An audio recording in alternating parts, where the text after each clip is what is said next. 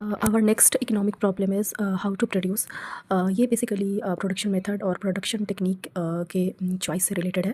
मतलब किसी भी इकोनॉमी को ये डिसाइड करना पड़ता है कि वो गुड्स एंड सर्विसेज का प्रोडक्शन करने के लिए कौन सी प्रोडक्शन टेक्निक को चूज़ करना चाहती है, सेलेक्ट करना चाहती है। मतलब वो गुड्स एंड सर्विसेज का प्रोडक्शन करने के लिए लेबर इंटेंसिव टेक्नोलॉजी को यूज़ करना चाहती है या फिर कैपिटल इंटेंसिव टेक्नोलॉजी को। लेबर इंटेंसिव टेक्नोलॉजी उसको कहते हैं कि जब गुड्स एंड सर्विसेज का प्रोडक्शन करने के लिए कैपिटल के कंपैरिजन में अगर लेबर को ज़्यादा यूज़ किया जाता है तो ऐसे में कैपिटल लेबर रेशियो जो होता है वो कम हो जाता है। ठीक है।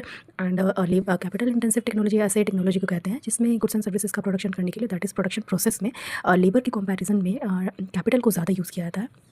तो यहाँ पर कैपिटल लेबर रेशियो जो होगा वो ज़्यादा हो जाएगा। तो लेबर इंटेंसिव टेक्नोलॉजी मेनली वहाँ पर सूटेबल है जहाँ पर वर्किंग पॉपुलेशन या फिर जहाँ अनएम्प्लॉयमेंट ज़्यादा है। तो बेसिकली डेवलपिंग कंट्रीज़ में ऐसा ये ज़्यादा सूटेबल है। एंड कैपिटल इंटेंसिव टेक्नोलॉजी वहाँ पर ज़्यादा सूटेबल होता है जहाँ पर अनएम्प्लॉयमेंट कम है एंड वर्किंग पॉपुलेशन कम है। अब next is for whom to produce. ठीक है।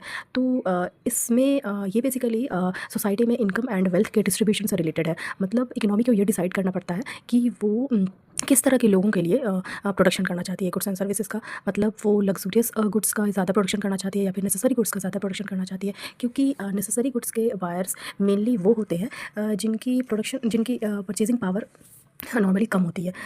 जबकि लग्जूरियस गुड्स के बायर्स मेनली ऐसे लोग होते हैं जिनकी परचेजिंग पावर ज़्यादा होती है। ठीक है। परचेजिंग पावर का मतलब क्या होता है? गुड्स एंड सर्विसेज को खरीदने की एबिलिटी या रियल इनकम कह सकते हैं। It is defined as the ratio of nominal income and price